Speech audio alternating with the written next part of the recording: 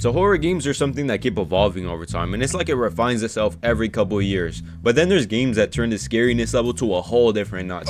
And it's not about those little bullshit ass jump scares where there's a scary face popping up in half a second. No, I'm talking about games that are actually scary, that fuck with your mind and your sanity. Like, this ain't no phasmophobia shit. Iron Lung is a game about a criminal taking photos of weird things in this ocean of blood in a beat down ass submarine for a chance to be released. I think this game is actually scary because it just drops you in the game with no hesitation, and there's plenty of games that do that, but this one, it doesn't have any instructions. All it has is that mission, and all you have is a static black and white camera that barely even works. You have to go to the back of the submarine to be able to take a photo to see what is in front of you. Now, I don't know about you, but this is some claustrophobic and scary ass shit because not knowing what's in the dark, and it's not like people are scared of seeing dark. I mean, not all of them, but some people are scared of what's in the dark, and that's what this game does. It forces you to use your imagination because you have nothing else but coordinates and a map of a cave. And it's offsetting when you hear sound effects like hearing something going around you, but you can't see it because your window is welded in.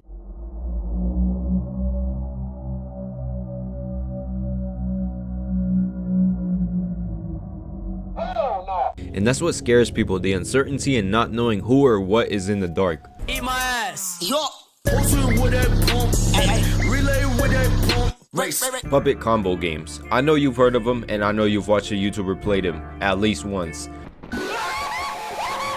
You know, these games are truly terrifying. Like, these motherfuckers will have you jumping and pissing your pants like that one scene in Chucky. They always use a mental fear and develop a fear that you don't even know that you had until now, and it's not even that you're scared of the game. You're scared of getting a heart attack because of how off guard these jump scares will come at you. Remember when I said I'm not a fan of cheap whack ass jump scares? These characters will come at you during the worst times, and I've played the demo for Planet of Bloodthirsty Santa. I played that shit once and I didn't play it for at least a month. But then I beat the game because, you know, I'm like that. But anyways, when you're in these games, it feels surreal and familiar. You don't believe me? Nope. Late night gas stations, abandoned houses, dark and weird scenarios, but they all seem to connect with some part of you and make you feel more invested into the game. And when you're so deep into the game, it pulls some scary ass shit that I swear it looked like it got pulled out of some as above so below shit. The shit looks so scary, it looked worse than Dead by Daylight reviews. 2 dogs in the house, 2 balls in my mouth. I know Chilla's Art and Puppet Combo aren't games but rather studios, but what the fuck does that matter? They make some good ass horror games. Chilla's Art focuses on psychological horror with a slow atmosphere that builds up, and most of the time it's including Japanese folklore or stories that happen in real life. And in your first days in the game are regular, you don't see nothing happening, but then you start to see weird shit going on. And it's already weird with this NPC behavior, but Chilla's Art also has familiar places like apartments or workplaces that seem normal at first, but then as you progress into the story, it gets more unnerving and chilling. Shit, maybe that's where they got Chilla's Art from.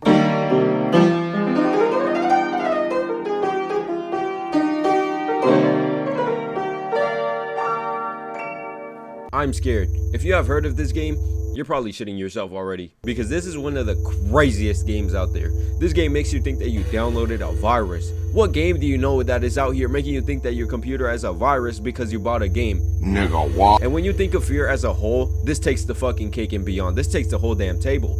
And I know that those corny ass EXE games make you think that your computer has a virus as well, but it's just edgy ass jump scares that pop up even though you might think that you closed the game. This game is scary because it breaks the fourth wall and literally communicates with you while you're playing the game.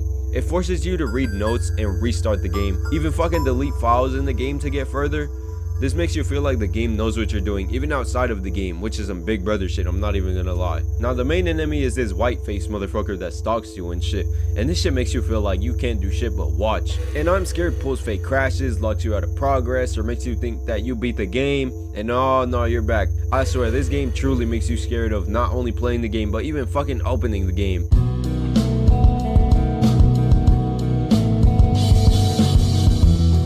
Okay, originally I wasn't even gonna put this game into the video, but when you're thinking of the definition of fear, this is definitely what comes to mind when I'm thinking about it, because this game is somehow able to dig into your most deepest and most personal fears that you ever had. Isolation, guilt, and vulnerability are just the first emotions that this game makes you go through. And when you think of Silent Hill 2, these are the types of fears that you will experience in your life, and you feel like you won't be able to avoid them, and inevitably it will happen to everyone at some point in their life. It's definitely a horror game, but Silent Hill 2 makes you feel like you're in a mental prison rather than an actual scary game. Characters like Eddie and Maria, which is James' ideal version of his wife Mary, all symbolize something to this town, and they all make you face your fears and anxieties, making it feel more relatable to the person that is playing the game and whether they have gone through these traumatizing experiences or not. And this fog in the distance makes it feel mysterious as fuck. Still not as mysterious as Frank Ocean. Like, where the fuck is he at, bro? Like, who the fuck knows anything about this man?